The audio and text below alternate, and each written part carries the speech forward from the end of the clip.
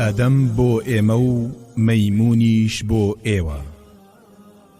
ئێمە شانازی بەوەوە دەکەین کە نەوەی مرۆڤێکی کامڵ و تەواو و بەتوانا و لێهاتوو زۆر زیرەک و زاناین. ئێمە نەوەی پیاوێکین کە لە پێگەیەکی بەرزدا بووە و لە ئاسمانەکاندا بووە لە بەهەشتێک و باخێکی پڕ لە ناز و نیعمەت و پێشکەندا بووە.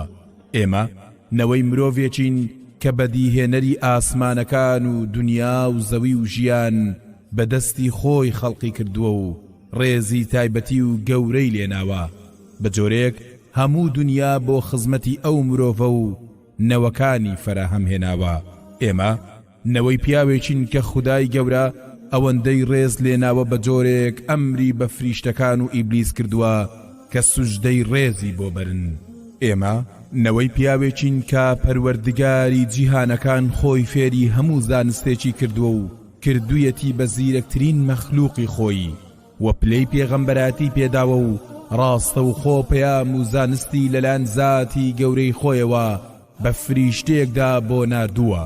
ئێمە نەوەی پیاوێکین هەرچی لەم دنیادا هەیە خودای گەورە بۆ خزمەتی ئەو پیاوە و نەوەکانی دروستی کردووە و هێناویەتیە بوون لە ڕووەک و دەریا و زەریا و شاخەکان و خۆر و مانگ و ئەستێرەکان و گیانەوەران تەنانەت بە خودی مەیمونیشەوە.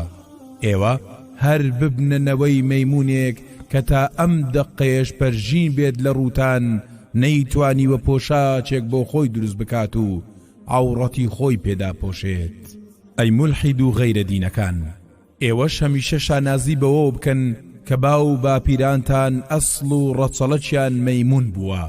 بەڵام گومانیشم نییە لەوەی کە ئێستا هەر مولحیدێک سێ پشتی خۆی زیاتر نا زیندوو بکاتەوە ئەوە حاشایان لێ دەکەن لەوەی کە ئەم مولحیدانە مەیمونیەکیان کردووە بە ئەسڵ و ڕەچەڵەچیان.